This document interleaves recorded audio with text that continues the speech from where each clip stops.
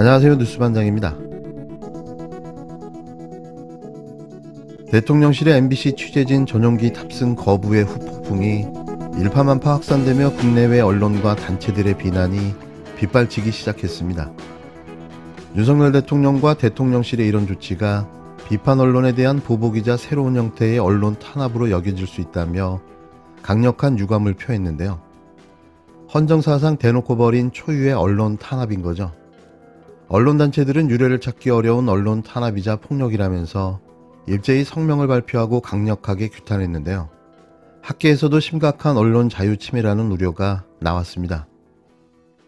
대한민국 대통령의 전용기가 윤석열 김건희 부부의 자가용처럼 이용될 수 있다는 사실을 처음 알게 됐습니다. 대통령 마음에 들면 타도 되고 거슬리면 내려야 하고, 이게 21세기 대명천지 대한민국 한복판에서 일어날 수 있는 일입니까?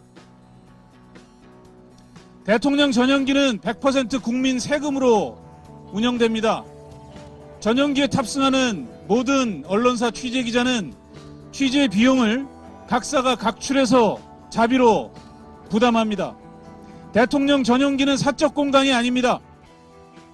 그 공간 안에서 이루어지는 수많은 행위들이 모두 공적 감시의 대상이고, 언론의 취재와 감시는 민주사회의 당연한 기능입니다.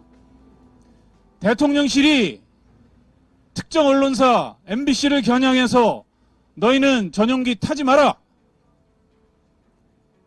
대통령 비속어, 막말, 욕설, 파문 너희들부터 시작됐으니 우린 이렇게라도 해야겠다 라고 밝히고 있습니다. 공인의 자세가 아닙니다. 대통령이라는 지위에 올라있는 사람이 해외 순방 취재에 나선 언론사를 향해서 사적 보복을 취하고 있는 것입니다. 용인할 수 없는 언론 자유에 대한 명백한 도전이자 민주주의 기본 질서에 대한 위협입니다. 민주국가에서는 언론이 권력을 감시하고 견제합니다. 독재국가에서는 권력이 언론을 사찰하고 감시합니다. 지금 윤석열 정부는 어디에 서 있습니까? 윤석열 정부는 어떤 정부를 만들려고 하는 것입니까? 대통령실은 지금 즉시 이 말도 안 되는 시대착오적인 언론에 대한 취재 제한 조치를 취소해야 할 것입니다. 그리고 수십 년 동안 수많은 시민들과 언론인들이 피 흘려 쌓아온 언론 자유에 대한 기본 가치, 민주주의 기본 질서에 대한 한국 사회의 합의를 깨트린 데 대해 대통령은 국민 앞에 사죄해야 할 것입니다.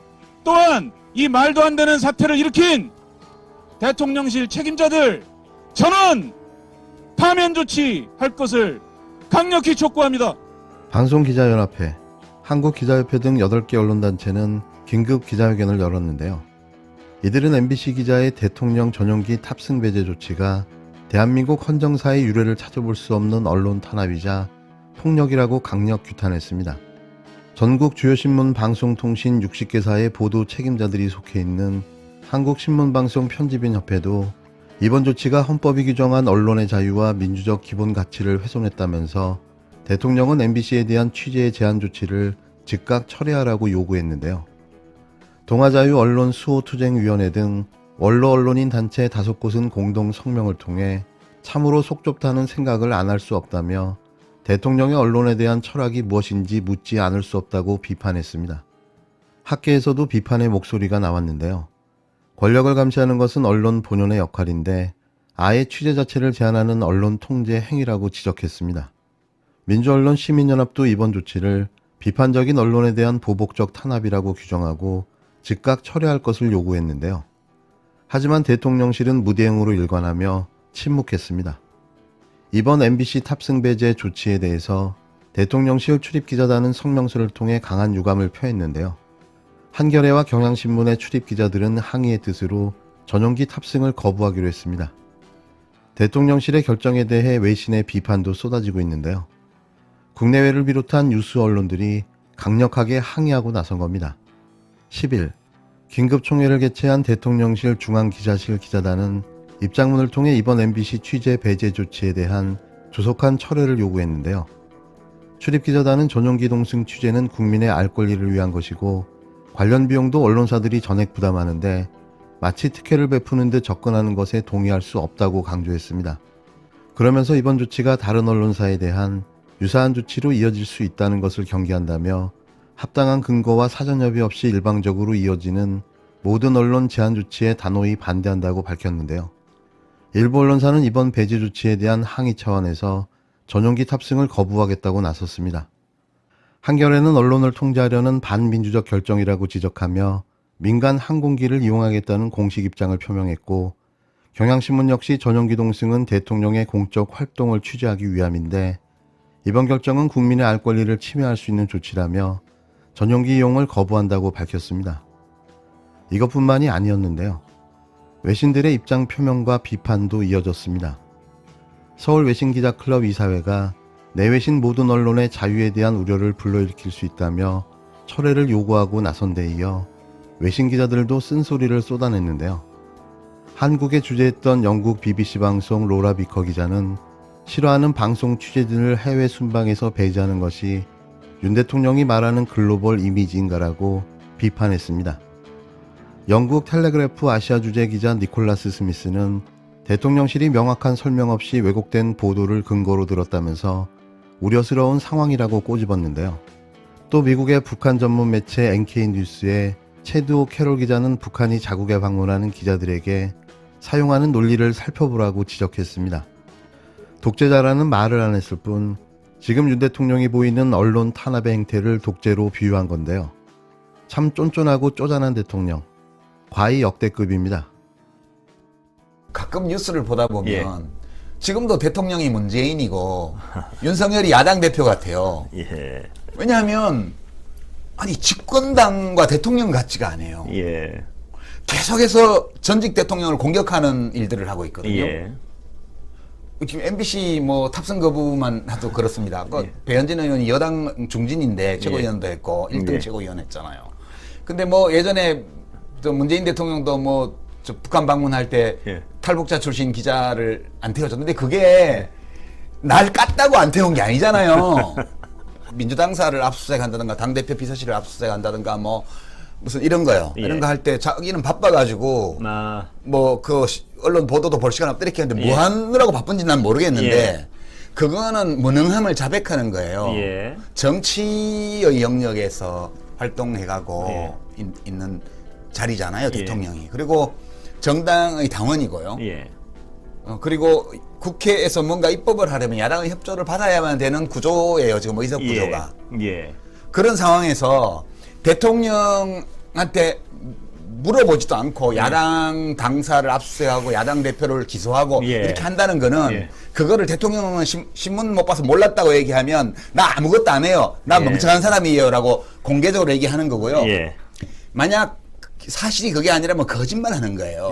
그러니까 어리석거나 사악하거나 둘 중에 하나예요. 별로 이렇게 관계가 안 좋으니까 이준석 저렇게 날아가고 뭐 당대표도 날리고 막 그러잖아요. 그러니까 약간 겁나죠. 이제 지금 취임한 지 6개월밖에 안 되는 현직 대통령이고 성품이 자기의 명성을 높이기 위해서는 일가족을 도륙하는 것도 마지 않았던 사람이잖아요. 검찰총장 시절에. 공포가 있을 거란 말이에요. 그리고 지금도 검찰을 동원해서 정적을 숙청하는데 노골적으로 하고 있습니다. 그러니까 이게 이제 미국에서 나온 정치학 교과서 이런 거 보면 예컨대 민주주의는 어떻게 무너지는가라는 유명한 책이 있습니다. 거기 보면 이 경계하고 살펴야 될 유형의 정치인으로 뭐 이렇게 한 3가지를 꼽는데 그 중에 하나가 그 사법기관을 동원해서 정적을 감옥으로 보내려 하는가. 그게 주요 기준으로 있군요. 그게 제일 중요한 기준 중에 하나입니다. 그러니까 지금 약간 겁나겠죠. 지금 사실 뭐 검사 시절에 수사권으로 보복하면 깡패지 검사입니까 이랬는데 지금 수사권으로 정치 숙청을 하려고 하고 있잖아요. 저는 이거는 굉장한 위험한 신호라고 봐요. 10일 MBC 뉴스외전 포커스에 출연한 유시민 전 노무현재단 이사장이자 작가의 말이었는데요. 현재의 윤석열 정부의 무지성주의 상황을 날카로운 시선으로 분석하고 촌철 살인의 비평을 쏟아냈습니다. 그의 말에 100%, 아니 120% 공감할 수밖에 없었는데요.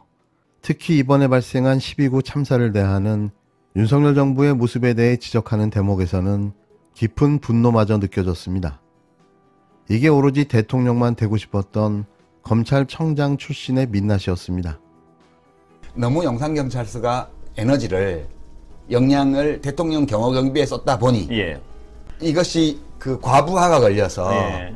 이번 이태원 할로윈 축제의 질서 유지에 신경을 쓰지 못했다. 예. 이제 이렇게 되면 대통령이 미안합니다. 예. 그 저를 지키느라고 너무 많은 에너지를 영상경찰서 쓴 게 아닌지 예. 자책이 됩니다. 예. 그러니까 지금 최근 이번 여론조사에도 영산으로 대통령실 이전한 게 잘못이라는 비율이 그전보다 확 높아졌습니다. 그렇습니다. 예. 그게 시민들이 예. 이런 요소를 염두에 두고 평가를 하는 거예요. 그게 대통령이 달라질 리가 없고요. 예. 그 환갑지는 남자가 바뀌지 않습니다. 예. 그리고 달라지기를 바라지만 네. 열심히 해주기를 바라고 잘해주기를 바라지만 그 바람이 충족되지 않을 거라는 비관적 전망을 하고 있고요. 예.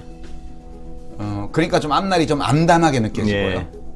이럴 때는 누군가가 그 공백을 메꿔야 돼. 예. 누군가가 그 공백을 메꾸지 않으면 진공이 발생하는 거예요. 네.